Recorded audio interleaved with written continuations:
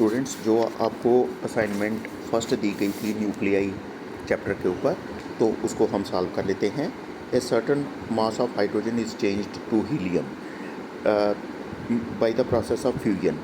The mass defect in fusion reaction is 0.02866 atomic mass unit. Then energy liberated per atomic mass unit is कितनी energy liberate होगी पर atomic mass unit given 1 atomic mass unit जो होता है वो कितनी energy के बराबर होता है 931 एटॉमिक मास यूनिट की एनर्जी के बराबर होता है। ठीक है, तो इस तरह से हमने इसको कैलकुलेट जो है वो करना है। तो इसमें क्या होता है कि सर्टेन अमाउंट ऑफ हाइड्रोजन जो है वो हीलियम में चेंज हो जाती है।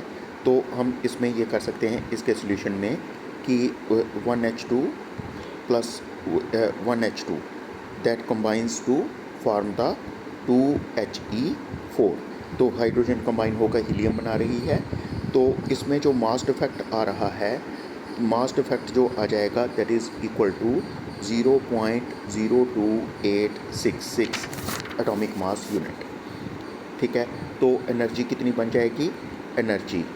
एनर्जी इसमें जो बनेगी, energy will be equal to, आपको पता है कि डेल्टा एम सी का स्क्वायर होता है, या हम इसको ऐसा भी लिख सकते हैं कि it will be equal to जितना मास डिफेक्ट होता है 6.02866 मल्टीप्लाइड बाई 931, क्योंकि एक एटॉमिक मास यूनिट के लिए जो एनर्जी लिबरेट होती है 931 मेगा इलेक्ट्रॉन वोल्ट होती है। तो इसके लिए बन जाएगा मेगा इलेक्ट्रॉन वोल्ट। तो इसको जब हम कैलकुलेट करते हैं तो हमारे पास बन जाता है 26.68 मेगा इलेक्ट्रॉन वोल्ट। तो इसका मतलब एनर्जी पर एटॉमिक मास यूनिट, तो एनर्जी पर एटॉमिक मास यूनिट किसके बराबर हो जाएगी? This will be equal to E divided by A, जितनी एनर्जी लिबरेट हुई, ये E एनर्जी लिबरेट हुई थी, E डिवाइडेड बाई जितने उसमें न्यूक्लियॉन्स हैं। तो ये किसके बराबर हो जाएगा?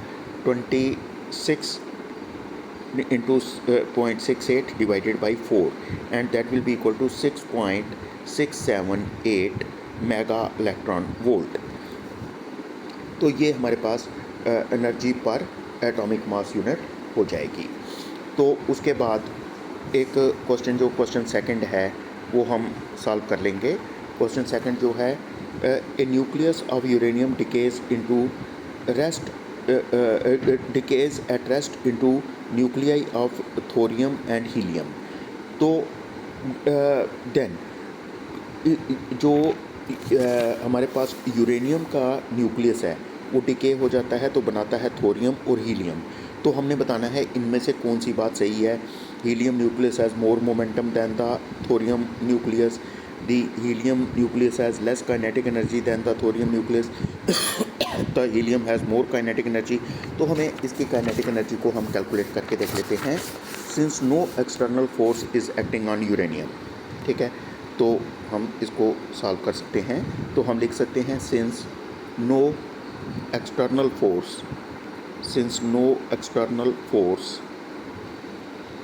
is acting on uranium, momentum will remain conserved. Momentum will remain conserved। ठीक है, तो इसका मतलब ये है कि जो मोमेंटम है यूरेनियम का, U is for uranium, that is conserved, that is equal to 0, क्योंकि रेस्ट में था। तो final momentum of thorium and uranium will be 0। ठीक है, तो फाइनल मोमेंटम जो है, final momentum of thorium and the helium nucleus will be 0। तो हम कह सकते हैं momentum of thorium momentum of thorium will be equal to momentum of helium. Momentum of thorium will be equal to momentum of helium. ठीक है, तो अब इसमें मोमेंटम ऑफ हीलियम, तो इस तरीके से हम इसको लिख सकते हैं। तो काइनेटिक एनर्जी थोरियम की किसके बराबर होगी? काइनेटिक एनर्जी थोरियम की, काइनेटिक एनर्जी ऑफ थोरियम किसके बराबर हो जाएगी? आपको पता है कि जितना मोमेंटम होगा थोरियम का, मोमेंटम का square divided by 2m mass of thorium. ठीक है, मास ऑफ थोरियम। इसी तरह से काइनेटिक एनर्जी जो है, काइनेटिक एनर्जी किस चीज़ की? हीलियम की, वो किसके बराबर हो जाएगी? मोमेंटम ऑफ हीलियम का square divided by 2 mass of helium. तो इस तरीके से हम देख सकते हैं।